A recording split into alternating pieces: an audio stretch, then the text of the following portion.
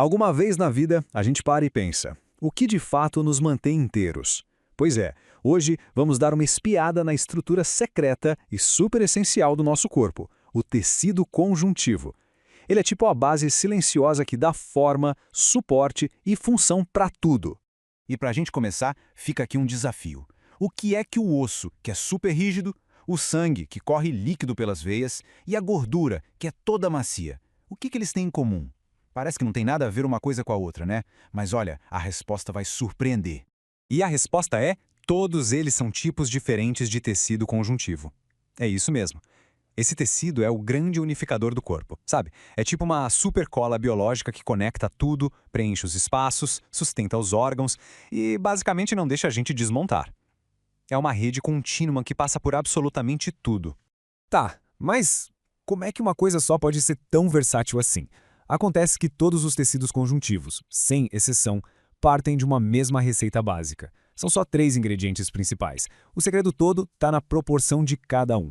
E aqui a gente tem um mapa visual dessa receita. Dá uma olhada. Temos as células, que são os operários da obra, as fibras, que funcionam como se fossem as vigas de aço de um prédio, e essa tal de substância fundamental, que é tipo uma gelatina que preenche todos os espaços e define como vai ser o ambiente ali.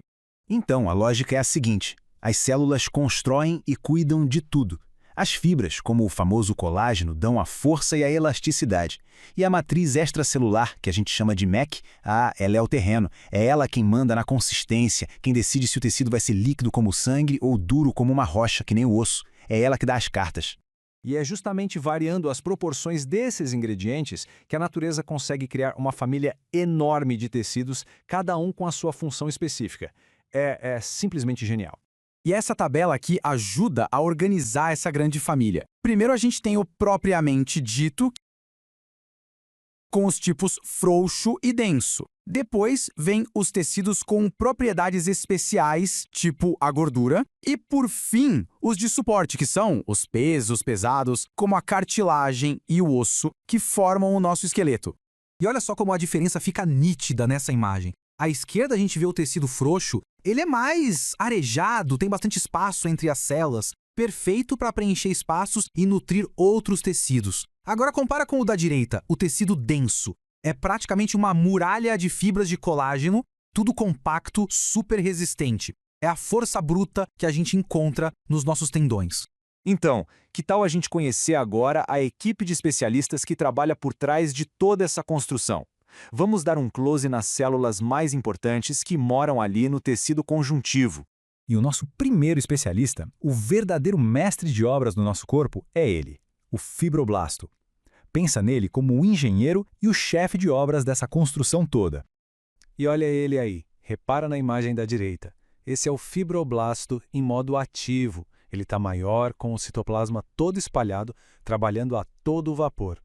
Agora, olha o da esquerda. Esse é o fibrócito, que é a versão aposentada do fibroblasto, sabe? Ele é mais fininho, está mais quieto, só fazendo a manutenção básica do que já está construído.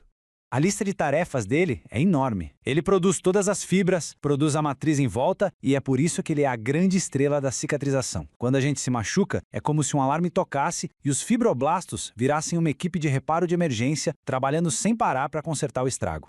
Seguindo em frente, vamos conhecer o segurança e a equipe de limpeza. Tudo numa célula só, o macrófago. O nome dele significa literalmente grande comedor e, pode acreditar, ele leva esse trabalho bem a sério. Nossa, que imagem impressionante! Olha só essa superfície toda cheia de braços. São esses prolongamentos que ele usa para agarrar e engolir qualquer lixo ou invasor que ele acha pelo caminho. E lá dentro é lotado de lisossomos, que são como estômagos superpotentes que dissolvem tudo que ele captura. O trabalho do macrófago tem 2 partes. A primeira é a faxina, né? Ele devora bactérias, restos de células mortas. Mas a segunda parte? Essa é ainda mais legal. Ele age como um espião. Depois que ele destrói um inimigo, ele pega um pedaço desse inimigo e mostra para o resto do sistema de defesa, como se estivesse dizendo: pessoal, olha aqui quem a gente tem que caçar. E ele pode ser tanto um sentinela fixo num órgão, quanto um patrulheiro que fica rondando os tecidos. Olha que estratégia brilhante. Primeiro, ele engole o invasor. Depois, ele digere, quebra em pedacinhos, e aí vem a jogada de mestre. Ele pega esses fragmentos e exibe na sua superfície como se fosse uma bandeira de guerra, para alertar os linfócitos T, que são os generais do nosso exército de defesa. É uma comunicação muito sofisticada. Agora, se preparem para conhecer o alarme mais rápido do corpo, o mastócito. Se tem alguma coisa errada, ele é o primeiro a gritar, disparando a resposta inflamatória de forma imediata. E esse diagrama mostra exatamente o momento em que o botão de pânico é acionado. Quando um alérgeno, por exemplo, se encaixa nos receptores da superfície dele, é o sinal. O mastócito não pensa duas vezes. Ele libera todo o conteúdo dos seus grânulos numa explosão. O nome disso é degranulação. E sim, é exatamente isso que acontece numa reação alérgica. E o que tem dentro desses grânulos? Um verdadeiro coquetel químico. A histamina, por exemplo, faz os vasos sanguíneos ficarem mais vazados. Sabe quando uma picada de inseto fica vermelha e inchada? É a histamina em ação, abrindo caminho para que mais células de defesa cheguem rápido no local. É por isso que os mastócitos são os grandes protagonistas das alergias. E para fechar a nossa equipe de elite, temos o especialista em armas de alta precisão, o plasmócito. É uma célula com uma única e absolutamente vital missão. O detalhe que salta aos olhos aqui é a estrutura interna dessa célula. Olha a quantidade absurda de retículo endoplasmático, marcado com a letra R. Isso é o sinal de uma verdadeira linha de montagem. Uma fábrica trabalhando sem parar para produzir e exportar uma proteína muito específica. E que proteína é essa? São os anticorpos.